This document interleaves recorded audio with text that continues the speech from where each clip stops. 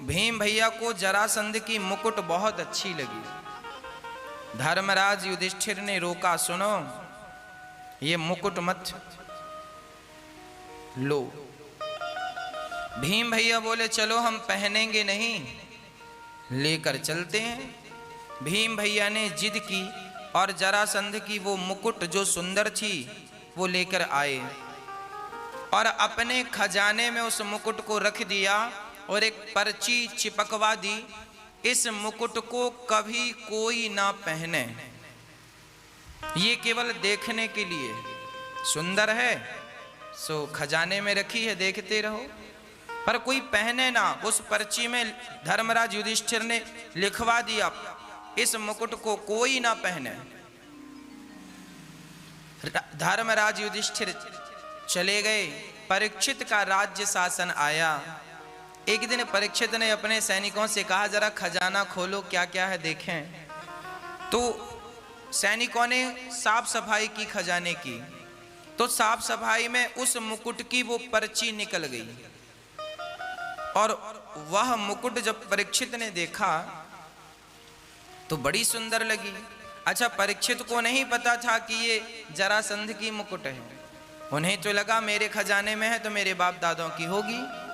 वो जरासंध की मुकुट पहनकर परीक्षित गए और जब वो शिकार खेलने गए तो उन्हें कलयुग मिला। कलयुग को 4 स्थान दिए, द्यूतम पानम स्त्रियः सूना। कलयुग का पहला ठिकाना जुआ है। कभी भी स्वप्न में भी जुआ का सेवन नहीं करना चाहिए। जुआ केवल नाश करता है। द्यूतम पानम, कलयुग का दूसरा ठिकाना है शराब।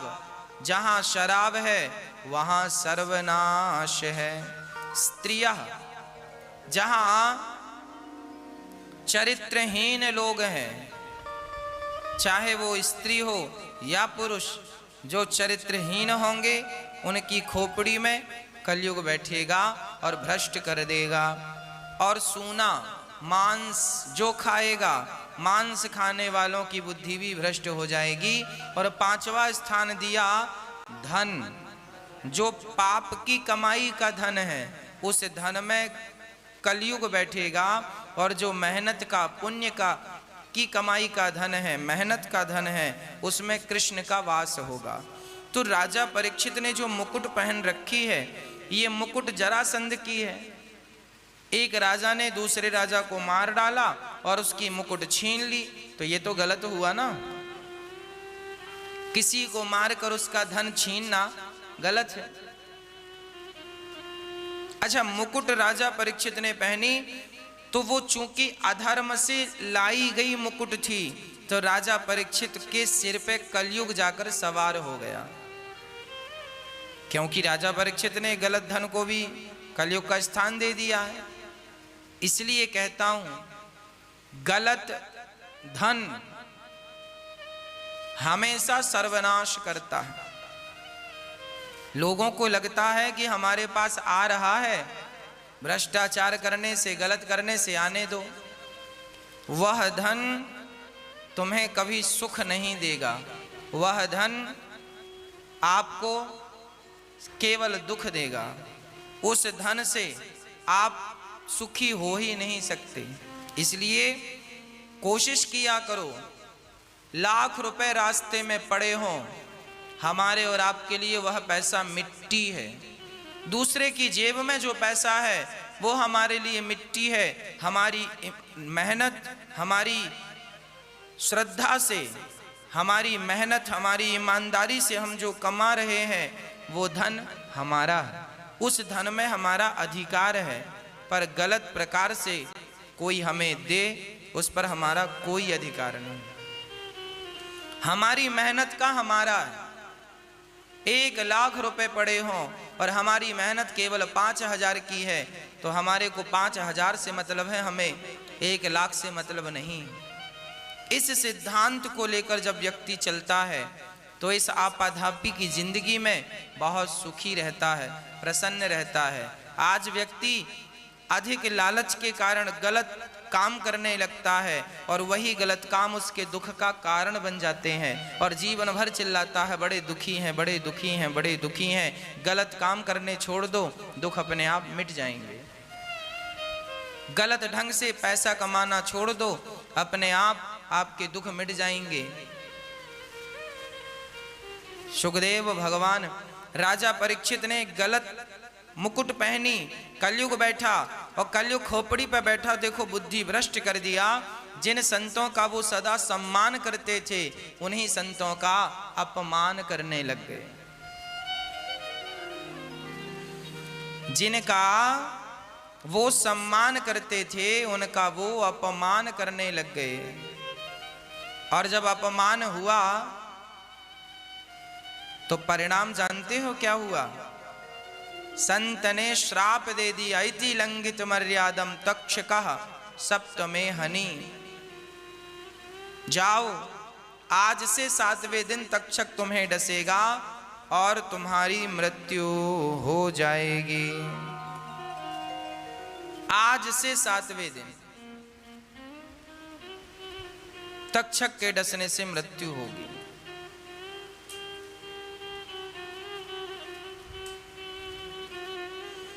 राजा परीक्षित को पता चला मुझे 7 दिन बाद मरना है। अच्छा, जिस व्यक्ति को पता चल जाए मुझे मरना है, क्या करना चाहिए उसे? देखो, हम सभी को पता है कि हमें एक दिन मरना है, इसलिए हमें केवल भगवान का चिंतन बड़े प्रेम से करना चाहिए। केवल भगवत चिंतन, केवल भगवत चिंतन। वरीयाने सिते प्रश्नः क्रतो लोके हितं नृप। आत्मवित् सम्मतः पुंसाम् श्रोतव्यादिषु यः परः।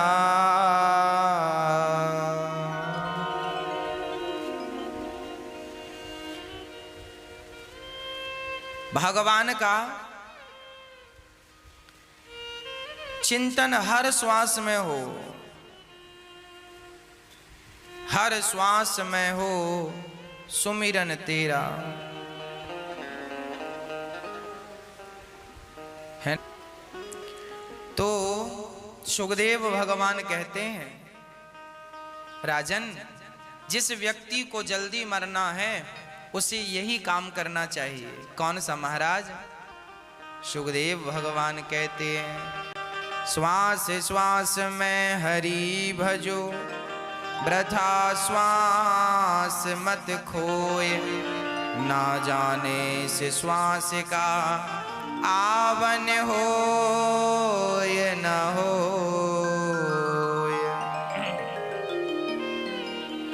हर श्वास में भगवान का चिंतन करना चाहिए।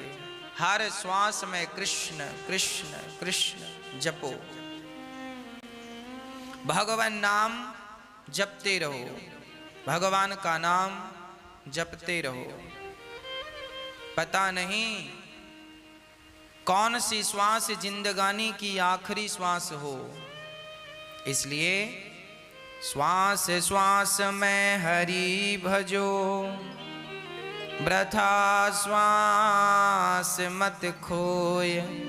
ना जाने से श्वास का आवन हो न हो।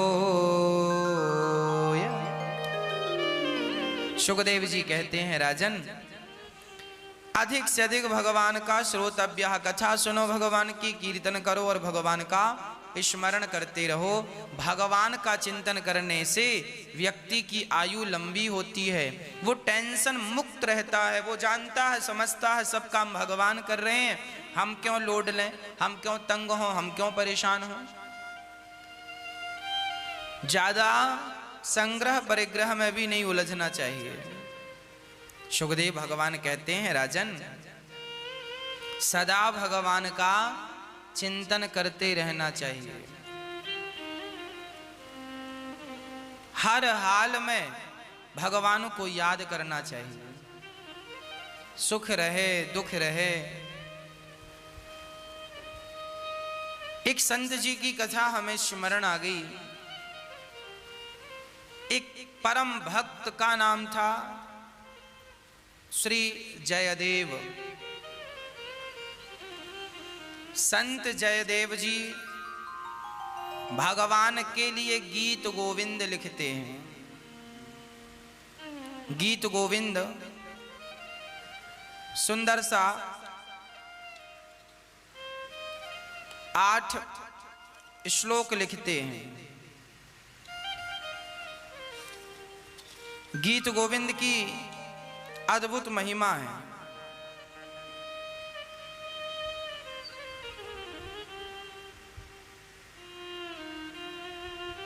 धीर समीरे यमुना तीरे वसति वने वनमाली। गोपी पीन पयोधर मर्दन चंचल कर युगशाली। ये गीत गोविंद की लाइनें हैं। स्वामी श्री जयदेव जी ये जो गीत गोविंद है, रति सुख सारे गतम विसारे मदन मनोहर वेशम। इतना सुंदर गीत उन्होंने लिखा कि जो व्यक्ति इस गीत गोविंद को गाता, जगन्नाथ भगवान स्वयं इस गीत को सुनने के लिए आया करते थे। जयदेव जी की चर्चा और कथा बड़ी अद्भुत है। देखिए हमारे भक्त भगवान के कैसे कैसे हुए हैं और भक्तों पे भगवान का समर्पण कैसा है और भक्त का भगवान पे समर्पण कैसा है, इसकी एक दिव्य चर्चा हम आपको सुनाते हैं। स्वामी श्री जयदेव जी महाराज जगन्नाथ भगवान के बहुत बड़े भक्त थे। बंगाल में इनका जन्म हुआ। बंगाल से ये चल करके जगन्नाथपुरी पहुंचे और भगवान श्री जगन्नाथ जी का बहुत श्रद्धा से भजन किया करते थे। पास के ही एक जंगल में आप बड़े प्रेम से जगन्नाथ भगवान का भजन करते थे। एक दिन जगन्नाथ भगवान के मंदिर में एक पंडित जी आए। उन्होंने कहा, हे जगन्नाथ जी, हमारी कोई संतान नहीं है। यदि संतान हुई तो पहली संतान हम आपको भेंट कर देंगे। संयोगवश जगन्नाथ भगवान की कृपा से पंडित जी के घर समय पर एक बेटी का जन्म हुआ। बेटी के बाद फिर बेटा भी हुआ। जब बेटी विवाह के योग्य हो गई तो पंडित जी ने जगन्नाथ भगवान के चरणों में लाकर अपनी बेटी को रख दिया। प्रभु, मैंने कहा था पहला बच्चा आपका, ये रही आपकी पहली बेटी आपके चरणों में, आप जानो आपका काम। पिताजी जानने लगे। तब जगन्नाथ भगवान ने पंडित जी के स्वप्न में कहा, जाओ इस बेटी को जयदेव जी को देकर आओ। पंडित जी ने बेटी का नाम था पद्मावती। पद्मावती को लेकर के जयदेव जी जंगल में बैठे थे। उनके पास ले जाकर अपनी बेटी दे दी। महाराज, जगन्नाथ भगवान ने कहा है कि इस बेटी से आप विवाह कर लो। जगन्नाथ जी ने सुना, हे भगवान। जयदेव जी ने कहा, हे भगवान, हम तो बाबा जी हैं, भगवान का चिंतन कर रहे हैं और आप हमें गृहस्थी में उलझाना चाहते हैं। हमें ये गृहस्थी का चक्र नहीं चलाना। आप अपनी बेटी को लो और जाओ। पंडित जी बोले, भगवान जगन्नाथ जी का आदेश है। अब जयदेव जी संकट में पड़ गए। जगन्नाथ जी का आदेश है, अब पालन करें।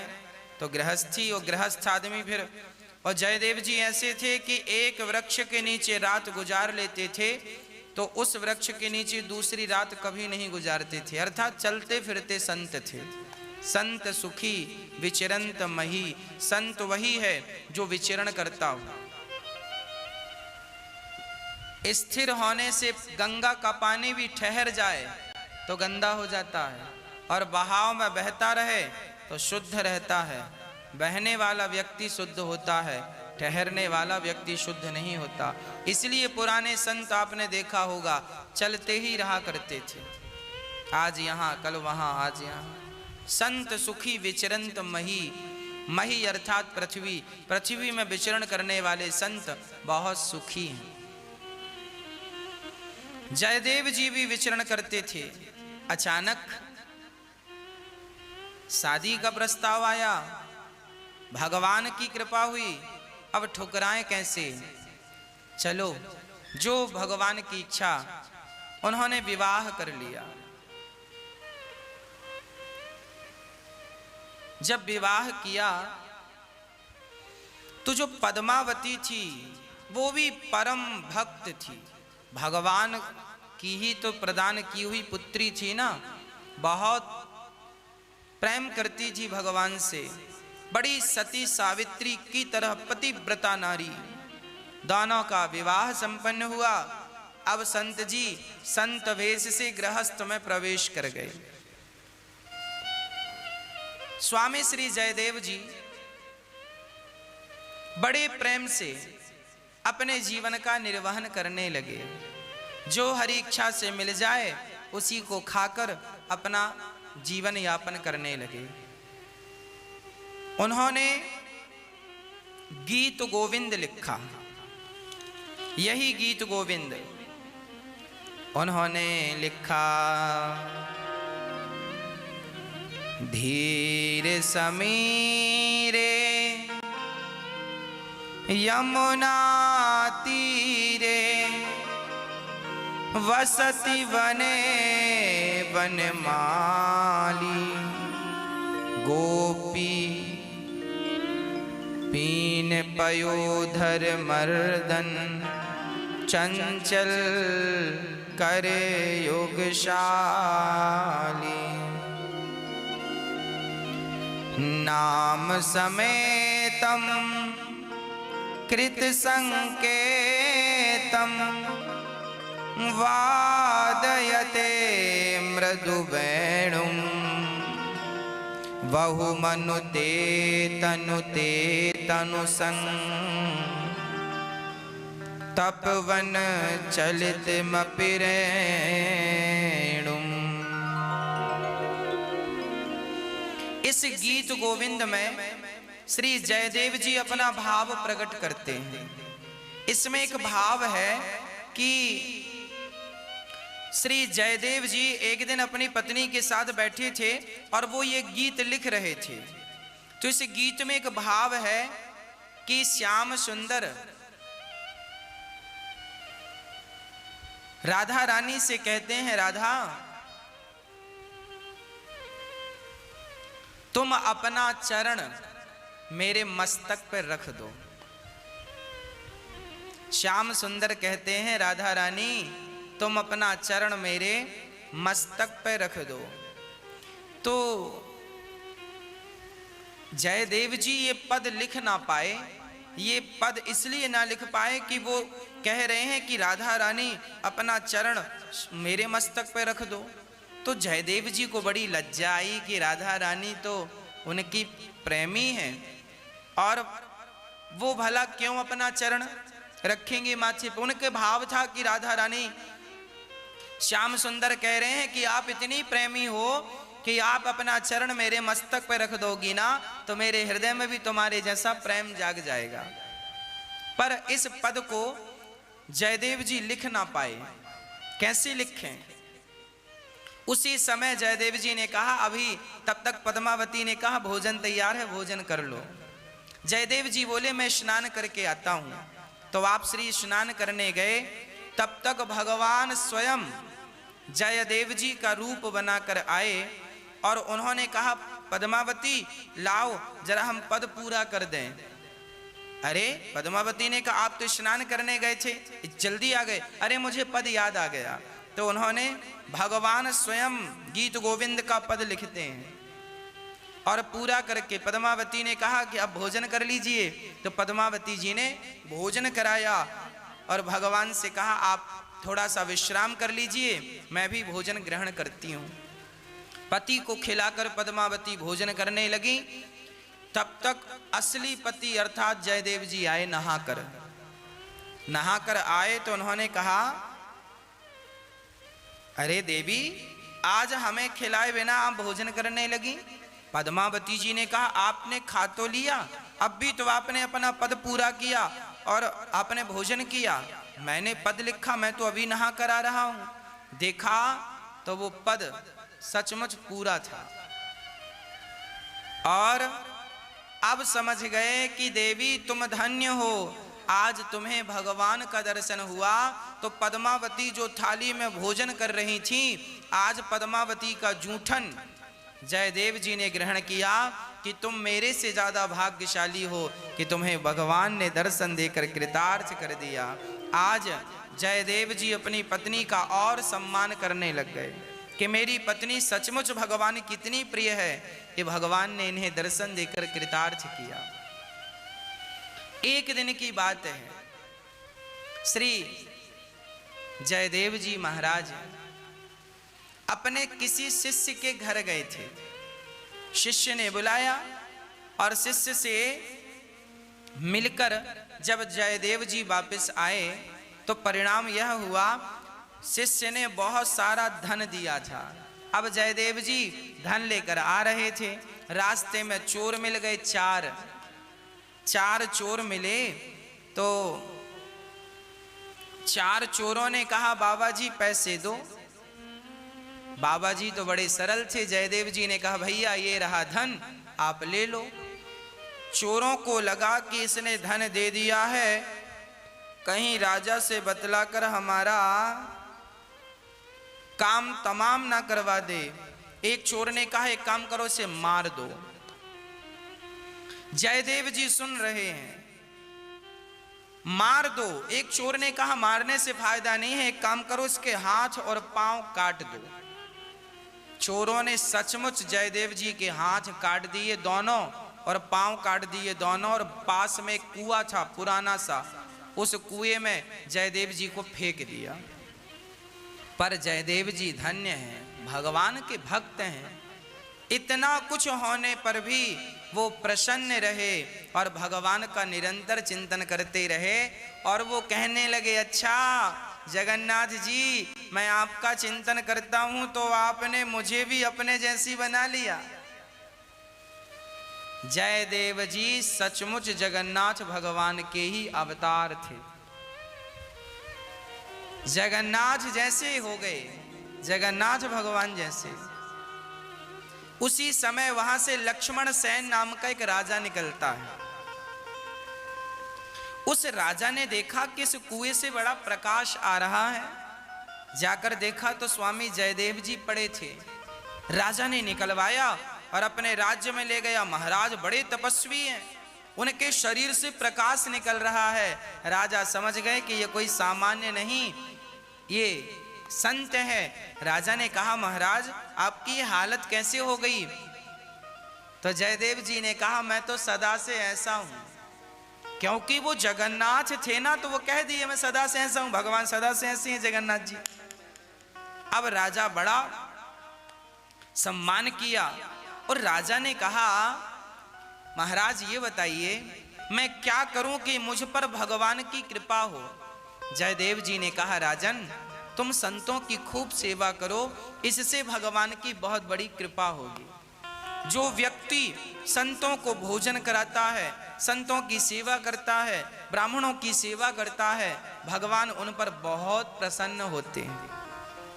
राजा ने खूब भंडारे खुलवाए और खूब बढ़िया चकाचक संतों की सेवा की। डिंडोरा पिटवाया, सभी संत आओ, सबको भरपूर दक्षिणा दी जाएगी। अच्छा, वो चोर लोग जो थे ना, उन्होंने भी सुना कि राजा ने अपना भंडार खोला है, जो जाएगा दक्षिणा मिलेगी। तो चोरों ने बाबा जी का रूप बनाया, बढ़िया कपड़े पहने, तिलक विलक लगाया, कंठी और माला ली और राजा के द्वार पे आए। और जब राजा के द्वार पे आए तो चोरों की नजर पड़ी जयदेव जी बैठे हैं। अब चोर दंग रह गए, अब पिटाई पड़ेगी। जयदेव जी ने देखा, अरे ये तो वही चोर हैं, बाबा बन के आए हैं। जयदेव जी ने कहा, आओ महात्मा जी आओ। राजा से कहा, ये बड़े संत हैं, इनको बिठाओ। राजा ने बड़ा स्वागत किया और खूब, अब वो चोर डर रहे हैं और जयदेव जी संत हैं। जयदेव जी के अंदर कोई बदले की भावना नहीं है। वो तो चोरों का सम्मान नहीं, संत रूप का सम्मान कर रहे हैं। चोर ही संत रूप में हो तो भी संत का तिरस्कार नहीं, रोटी तो देनी ही चाहिए। क्या माता सीता को नहीं पता था कि ये रावण है? माता सीता सब जानती हैं, वो जगत जननी है, उनसे कुछ छिपा नहीं है। माता सीता जानती थी कि ये रावण है, परंतु संत रूप में है। सीता मां यदि आज उन्हें रावण कहता है मुझे भूख लगी है भोजन दो, तो सीता मैया ने कहा आओ अंदर आके ले लो, ना बाहर आओ। सीता ने कहा लक्ष्मण रेखा पार, लक्ष्मण जी ने कहा था माता जी से पार ना करना। तब सीता जी ने मन में विचार किया कि ये साधु रूप में रावण है, ये तो अंदर आ नहीं सकता, और यदि मैं बाहर गई तो मुझ में संकट आ जाएगा। पर एक बात है, संकट आएगा तो संकट टल जाएगा, पर यदि मेरे द्वार से कोई संत भूखा चला गया तो मेरे माथे पे कलंक लग जाएगा कि सीता के द्वारे पे कोई साधु आया तो सीता ने पेट भर भोजन तक नहीं दिया। अरे संकट आएगा तो टल जाएगा, पर अतिथि भूखा चला जाए ये मैं सहन नहीं कर सकती। तो माता सीता ने उस रूप संत स्वरूप का सम्मान करते हुए सीता माता ने फल उन्हें दिए और अंत में रावण ने हरण कर लिया। स्वामी श्री जयदेव जी महाराज उन चोरों का बड़ा सम्मान करा। राजा से कहते हैं इनको बढ़िया व्यवस्था करो ठहरने की। अब राजा ने ठहरने की, खाने की और सोना चांदी लाद दिया। अब चोर बार बार राजा से कह रहे हैं राजा जी हमें आज्ञा दो। अब राजा को लगा ये बार बार आज्ञा मांग रहे हैं। जयदेव जी समझ गए कि ये डर गए हैं, तो जयदेव जी ने कहा राजा साहब इन्हें बहुत धन देकर विदा करो। राजा को लगा ये कोई महापुरुष हैं, बहुत धन देकर गाड़ी में धन भरवाया और अपने सैनिकों को कहा जाओ इनके स्थान तक छोड़ कर आओ ताकि रास्ते में इनका धन कोई लूट ना ले। अब वो चारों चोर वहां से प्राण बचाकर भागे और उनके साथ सैनिक थे। तो एक जगह रुके सब लोग। तो सैनिकों ने साधुओं से कहा, चोरों से कहा बाबा जी, संत जी, राजा जी के पास तो बहुत संत आते हैं, पर जैसी सेवा आपकी उन्होंने की ऐसी आज तक किसी की नहीं की। और जयदेव जी बड़े संत हैं, उन्होंने तो आपका बड़ा सम्मान किया है, आपका क्या रिश्ता है जयदेव जी से? तो चोरों ने कहानी बना दी। चोरों ने कहा कि ये जो जयदेव जी है ना, हम लोग बहुत पहले एक ही जगह पे काम करते थे। तो ये जयदेव जी जो थे ना, इन्होंने वहां पे काम करते करते उस व्यक्ति की चोरी कर ली और ये पकड़े गए। तो राजा ने कहा कि इनको मार डालो। तो हम लोगों ने मारा नहीं, बस हाथ पांव काट दिया। तब से जयदेव जी हमारा बड़ा एहसान मानते हैं। देखो चोरों ने झूठी कहानी बनाई, एक अच्छे संत का अनादर किया, जबकि उनके अंदर इतना सा कपट नहीं था। वो चाहते तो इन्हें मरवा डालते, पर संत हृदय नवनीत समाना, मक्खन की तरह संत का हृदय होता है। भला वो क्यों मरवाते? जयदेव जी ने तो कोई जवाब नहीं दिया, परंतु इन्होंने जब झूठी कहानी बनाई तो इनके अपराध को पृथ्वी माता सहन ना कर पाई और पृथ्वी फट गई और वो चारों चोर पृथ्वी में समा गए, समाप्त हो गए। अब वो सैनिक भागते भागते आए, राजा साहब वो पृथ्वी फट गई और वो समा गए। तब राजा ने कहा महाराज वो कौन थे? तब जयदेव जी ने कहा महाराज वो चोर थे, उन्होंने मेरे ये हाथ पांव काटे हैं। मैं बताना नहीं चाहता, पर फिर भी उन्होंने अपराध किया तो पृथ्वी फट गई और समा गए। जयदेव जी ने उनके लिए भगवान से प्रार्थना की, हे प्रभु आपने क्यों उन्हें मार डाला? उन्होंने जैसे ही हाथ जोड़ने का प्रयास किया, अपने आप स्वामी जयदेव जी के हाथ और पांव भगवान ने वापस कर दिए, उनके हाथ ज्यों की त्यों हो गए। इस कथा का अर्थ क्या निकला? अर्थ यही निकला कि कोई हम पर अत्याचार करे फिर भी हमें भगवान से ही प्रार्थना करनी चाहिए कि हे प्रभु उनका मंगल हो, उनका कल्याण हो। आप किसी का कुछ मत बिगाड़िए, आपका कोई कुछ नहीं बिगाड़ सकता। हाथ वापस आ गए। अच्छा एक दिन क्या हुआ, राजा की रानी और जयदेव जी की पत्नी ये दोनों आपस में सत्संग किया करती थी। जयदेव जी की पत्नी पद्मावती ये सत्संग सुनाती थी, उनको कथा सुनाती थी। एक दिन ये बैठी कथा में और रानी को दासियों ने खबर दी, महारानी जी आपके भाई दो थे, दोनों मर गए और दोनों की पत्नियां उनके लिए सती हो गईं। अब रानी रोने लगी और रोती रोती पद्मावती जी से कहे देखो हमारी भाभियां कितनी अच्छी थीं, हमारे भाई मरे तो वो सती हो गईं। तो पद्मावती जी ने कहा ये कौन सी बड़ी बात है, ये कोई प्रेम नहीं है। अरे रानी को बड़ा बुरा लगा, हमारी भाभियां सती हो गईं और ये कह रही हैं कोई प्रेम नहीं है। तो आप ही बताओ प्रेम क्या है? पद्मावती जी ने कहा रानी जी पति चले गए ये बात सुनते ही प्रेमिका के प्राण निकल जाएं, यही प्रेम है। ये सुनकर भी जिंदा हो कि मेरा पति मर गया, ये सुनकर भी जिंदा हो कि मेरा प्रेमी मर गया, और ये सुनकर भी जिंदा हो प्राण तुम्हारे नहीं निकले, तो प्रेम कैसा है ये? अब रानी को तो बड़ी गुस्सा आई मन में कि ये कैसी है। अब रानी ने एक षड्यंत्र रचा। रानी ने 4-6 दिन बाद अपनी दासियों को पाठ पढ़ाया कि कह देना कि जयदेव जी मर गए।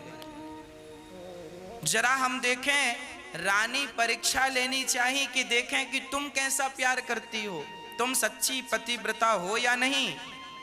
तो उन्होंने अपनी दासियों को पढ़ाया कि तुम कह देना कि जयदेव जी मर गए। तभी रानी की दासी आई, रानी जी क्या हुआ? बोले जयदेव जी का शरीर शांत हो गया, पूरा हो गया। अब रानी रोने लगी, वहां जितनी बैठी सब, पर पद्मावती मुस्कुरा रही है। पद्मावती जी ने कहा रानी जी आपको रोने की जरूरत नहीं है, हमारे पति को कुछ नहीं हुआ। पद्मावती कोई सामान्य स्त्री थोड़ी थी, पर पद्मावती जी समझ गईं कि ये रानी मेरी परीक्षा ले रही है। 1 महीने बाद इसने फिर षड्यंत्र रचा। इसने फिर कह दिया कि सुनो, दासी आई, बोले ओ जयदेव जी शरीर शांत हो गया, जयदेव जी का पूरा हो गया शरीर। जैसे ही पद्मावती जी ने सुना कि मेरे पति नहीं रहे, उसी क्षण पद्मावती जी ने सचमुच रानी के देखते देखते अपना शरीर छोड़ दिया और पद्मावती जी चली गई। जब ये बात राजा को पता चली, राजा जी आए, जयदेव जी आए। राजा बहुत रोए, अपनी पत्नी को डांटा। एक छोटी सी गलती के कारण, अपनी गलती के कारण देख मां गुरु माता चली गई। अब राजा बोले हे गुरुजी, मैंने अपराध किया है, मैं भी मर जाऊंगा। अब राजा अपना प्राण त्यागने लगे। तब जयदेव जी ने समझाया, कोई बात नहीं, मेरी पत्नी की आयु इतनी थी, चली गई, आप मत रोइए। राजा बोला, ना गुरुजी, मेरी पत्नी की गलती के कारण आपकी पत्नी का शरीर पूरा हुआ है, इसके अपराध के कारण। अब बहुत रोए राजा, बोले मैं मर जाऊंगा, मर जाऊंगा। तब जयदेव जी को लगा, राजा के प्राण तब बचेंगे जब मेरी पत्नी जिंदा होगी। तो स्वामी जयदेव जी, उन्होंने अपनी पत्नी का हाथ पकड़ा और हाथ पकड़कर खींचते हुए कहा, अरे पद्मावती, कितना सोओगी, उठो। जैसे हाथ पकड़ के खींचा, पद्मावती उठकर बैठ गई। भागवत कृपा ऐसी है कि संत मरे हुए को भी जीवित करने की शक्ति रखते हैं। ऐसे जयदेव जी महाराज को देखकर राजा ने वैराग्य लेकर उनकी सेवा करके अपना कल्याण किया। ऐसे श्री जयदेव जी महाराज का जीवन चरित्र और गीत गोविंद कथा आती है। एक स्त्री गीत गोविंद गा रही थी और बैगन, खेत में बैगन लगे थे तो बैगन तोड़ रही थी। बैगन तोड़ती जाए और गीत गोविंद गाती जाए तो जगन्नाथ भगवान उसके पीछे पीछे, खेत में उसके पीछे पीछे वो डोल रहे हैं, भगवान डोल रहे हैं। और झाड़ियों में भगवान का दुपट्टा फंस गया तो खींचा तो फट गया। और जगन्नाथ भगवान, जब गीत गोविंद पूरा हुआ तो जगन्नाथ जी मंदिर में आ गए। पुजारियों ने देखा, उसी समय वहां के राजा आए। राजा ने देखा भगवान का दुपट्टा फटा है और पुजारियों से पूछा, भगवान का दुपट्टा क्यों फटा है? पुजारियों ने कहा, पता नहीं भगवान कहाँ गए थे। तो पुजारियों ने भगवान से कहा, प्रभु आप कहाँ गए थे?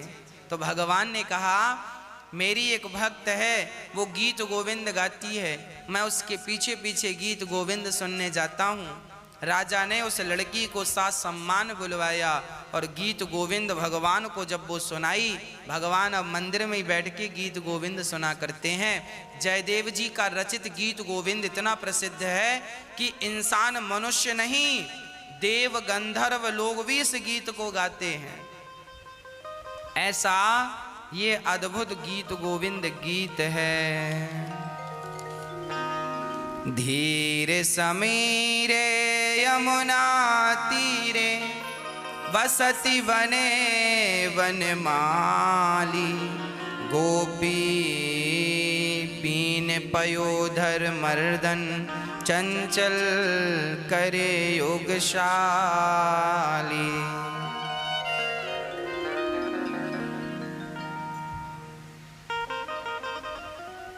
इतना सुंदर ये गीत गोविंद। ऐसे जयदेव जी परम उदार, परम संत, परम भागवत। कहने का तात्पर्य यह है कि जब भगवान से हम जुड़े तो पूर्ण रूपेण भगवान से जुड़ जाएं, सब प्रकार से भगवान के हम हो जाएं, पूर्ण रूप से भगवान के बन जाएं, और कुछ नहीं। सब प्रकार से भगवान के हमें हो जाना चाहिए। श्री राजा परीक्षित ने प्रश्न किया, गुरुदेव भगवान ये सृष्टि क्यों करते हैं? उन्होंने बताया कि सबसे पहले भगवान जब इस धरती को छोड़कर गए तो अपने भक्त विदुर को उन्होंने याद किया, और विदुर जी महाराज याद भगवान को करते हैं। और ये वही विदुर जी हैं जिनके घर भगवान कभी आकर छिलकों का भोग लगाते थे। दुर्योधन की मेवा त्यागी, साग विदुर घर खाई, सबसे ऊंची प्रेम सगाई। भगवान केवल प्रेम को पसंद करते हैं। अरे प्रेम है तो भगवान खाते हैं, प्रेम नहीं तो भगवान 56 भोग भी नहीं खाते। भक्तमाल में एक भक्तिमती की कथा है। नाम था कर्माबाई। एक बेटी है, उसका नाम है कर्माबाई। जब वो बहुत छोटी सी थी ना, तो उसके पिताजी भगवान श्री कृष्ण का बड़ा भजन करते थे। भजन करते थे, पूजा करते थे भगवान की। तो कर्माबाई देखा करती थी। देखो यही संस्कार हैं। जब माँ बाप पूजा करते हैं तो बच्चे देखते हैं और देख देख कर वो सीखते हैं। माँ बाप अच्छा काम करेंगे तो बच्चे अच्छा सीखेंगे, माँ बाप बुरा करेंगे बुरा सीखेंगे, है ना। आप पूजा करते थे और आपकी बेटी देखा करती थी। एक दिन कर्मा जी के पिताजी चले गए काम से कहीं, तो बेटी से कहा, बेटी ठाकुर जी की पूजा तुम्हें करनी है, तुम इन्हें खिलाना, तुम इन्हें नहलाना, और जब तक ये ना खाएं भोजन मत करना। उस समय कर्मा की आयु बहुत कम थी। पिताजी गए, कर्मा ने स्नान किया और स्नान करके वो बड़े प्रेम से भगवान को आपने स्नान कराया और बढ़िया सी खिचड़ी बना कर ले आई। खिचड़ी बनाकर भगवान से कहा, प्रभु आप खिचड़ी खा लीजिए। अब खिचड़ी जब परोसी तो भगवान ने खिचड़ी नहीं खाई।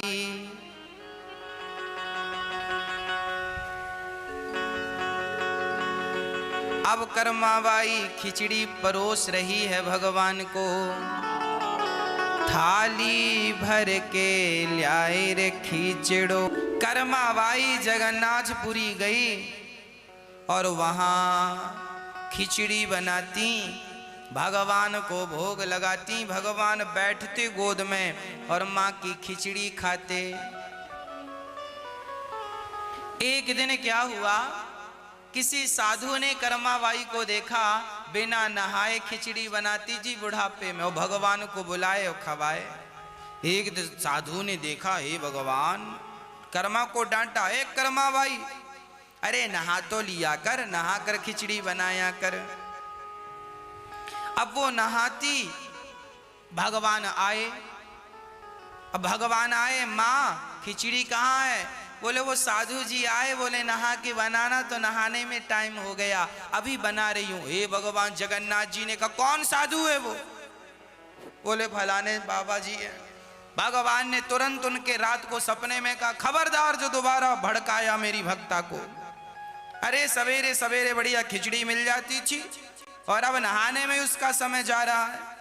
अब नहाए, फिर खिचड़ी बनाए, फिर भगवान को बुलाए, जगन्नाथ आइए मेरे। पुजारियों ने कहा, जाकर देखो आज किसके घर सवेरे सवेरे खिचड़ी बनी है।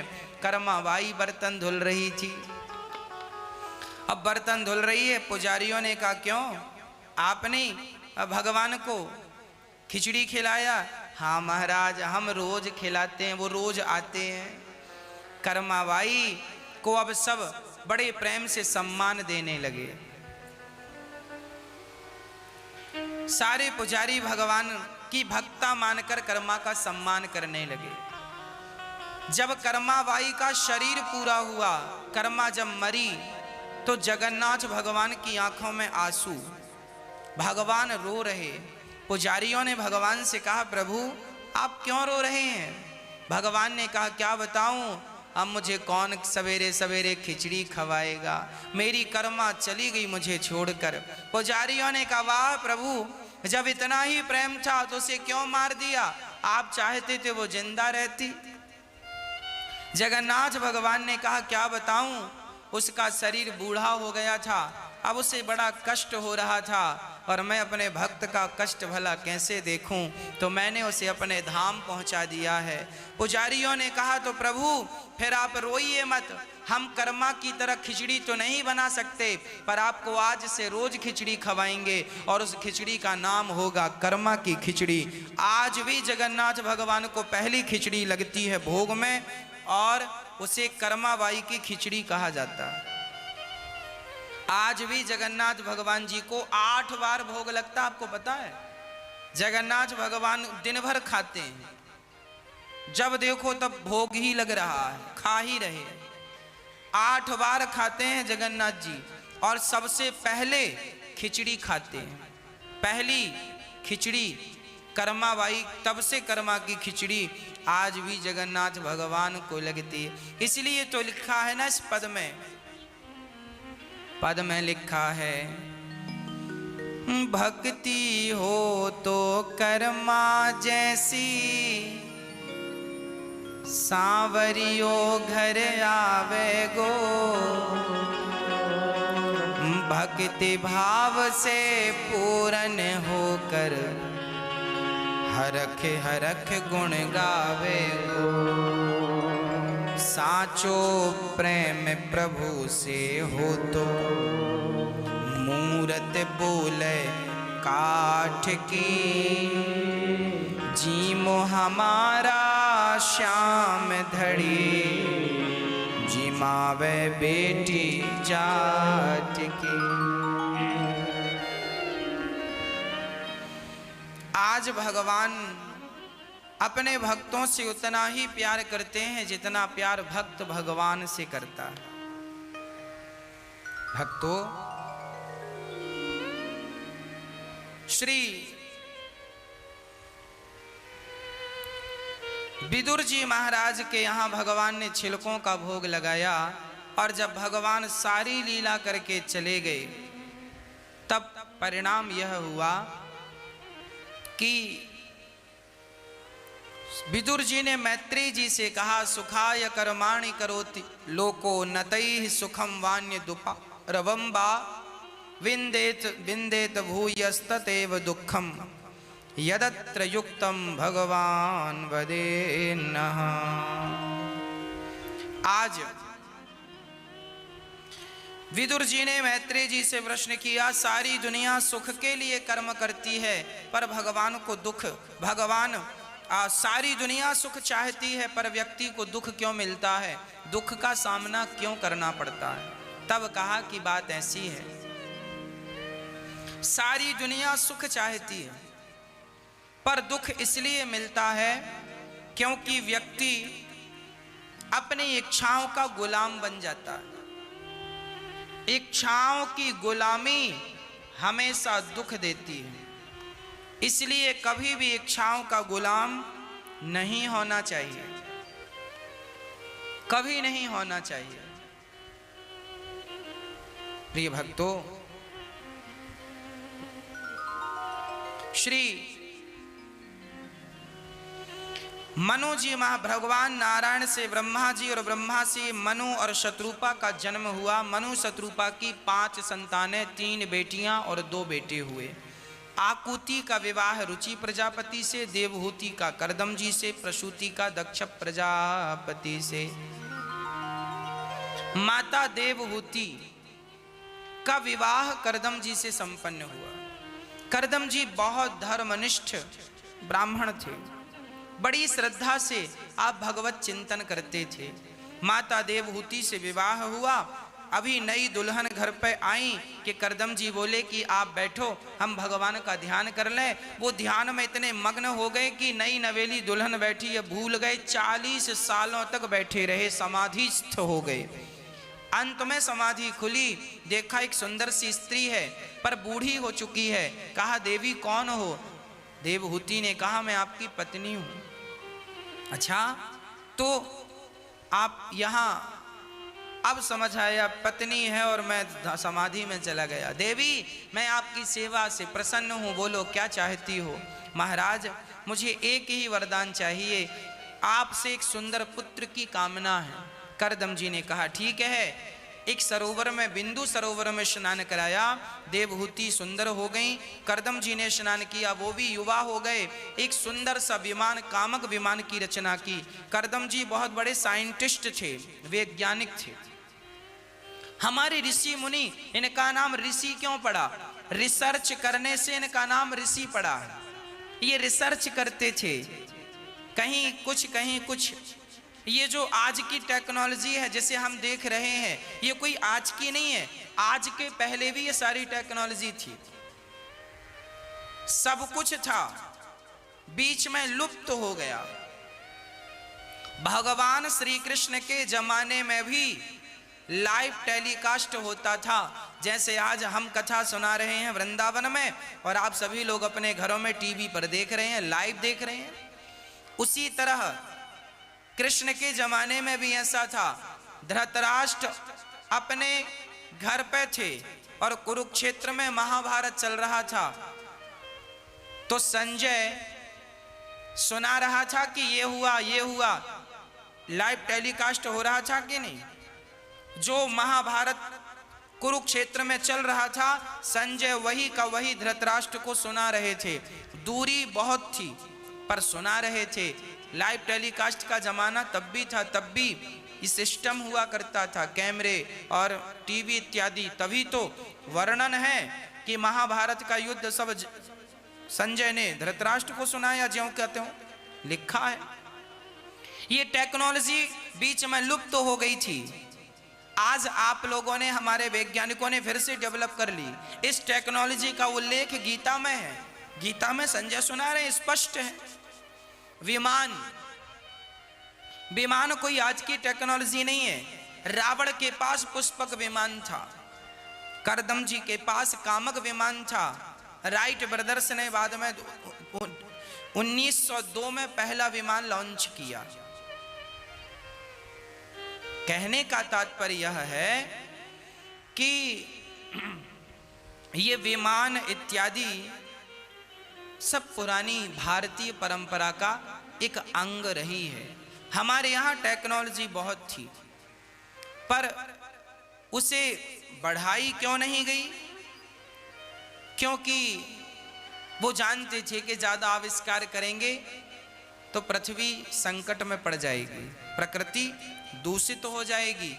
जैसे आज अधिक विकास होने के कारण, सड़कें बहुत बनने के कारण वृक्ष कट गए, एरोप्लेन हवाई जहाज उड़ने के कारण ओजोन परत में छेद हो गया, प्रदूषण बढ़ गया। परमाणु बम इतने बना दिए हैं दुनिया के वैज्ञानिकों ने कि सारे परमाणु बम पटक दिए जाएं तो 7 बार पृथ्वी समाप्त हो जाएगी। 7 बार। नागासाकी में परमाणु बम फेंका गया, आज तक वहां के लोग विकलांग पैदा होते हैं। क्या अर्थ निकला? आज तक वहां के लोग विकलांग हैं। कारण क्या है? परमाणु फेंका गया इसलिए।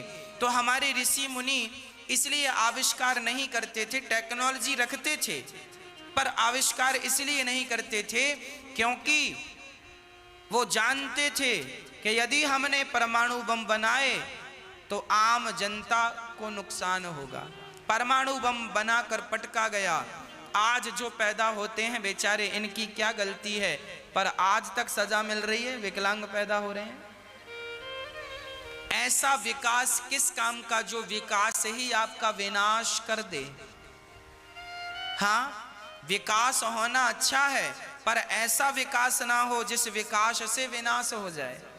तो ऋषि मुनि हमारे जो जरूरत थी उनको तो बढ़ाया, जिसकी जरूरत नहीं थी उसको नहीं बढ़ाया। आज जरूरत लगी तो साइंटिस्टों ने उन्हीं चीजों का आविष्कार किया जिनका उल्लेख ऑलरेडी हमारे शास्त्रों में पहले से है। आप लोग सुनते हैं आकाशवाणी, FM आकाशवाणी, पहले रेडियो आता था उसमें चलती थी आकाशवाणी। तो ये आकाशवाणी कोई आज की टेक्नोलॉजी थोड़ी है। ऋषि मुनियों के जमाने में भी आपने ग्रंथों में सुना होगा आकाशवाणी हुई। भाई कंस ने जब माता देवकी के बाल पकड़े, कंस जब बहन को विदा कर रहा था, तब आकाशवाणी तो हुई, कंस जिस बहन को मार रहा है, जिस बहन को विदा कर रहा है, उसका 8वां गर्भ तेरा काल बनेगा। आकाशवाणी ही तो थी। तो टेक्नोलॉजी सब पहले से मौजूद थी, अभी उसको विकसित किया गया है। हमारे ऋषि मुनियों ने रिसर्च किया और रिसर्च करके ये सारी चीजें लिखकर ग्रंथों में रख दी कि जब जरूरत लगे कर लेना डेवलप इन चीजों को। 1400 साल पहले कोणार्क मंदिर उड़ीसा में घड़ी का आविष्कार हो चुका था। घड़ी, उसके बाद 1010 ने आकर के घड़ी ये वाली बना दी जो आप हाथ में पहनते हैं, और दीवार घड़ी। घड़ी का आविष्कार सबसे पहले भारत में हुआ। और सुनो, नासा, देखो एक बहुत गंभीर बात मैं आपको बताऊं, यथार्थ। आज नासा मतलब अमेरिका की एक बहुत बड़ी टीम है नासा में, जिन्हें साइंटिस्ट की टीम कहा जाता है, वैज्ञानिकों का रिसर्च सेंटर कहा जाता है नासा। वैज्ञानिक बैठते हैं, रिसर्च करते हैं। आज सूर्य ग्रहण और चंद्र ग्रहण की तारीख कौन निश्चित करता है? बताओ।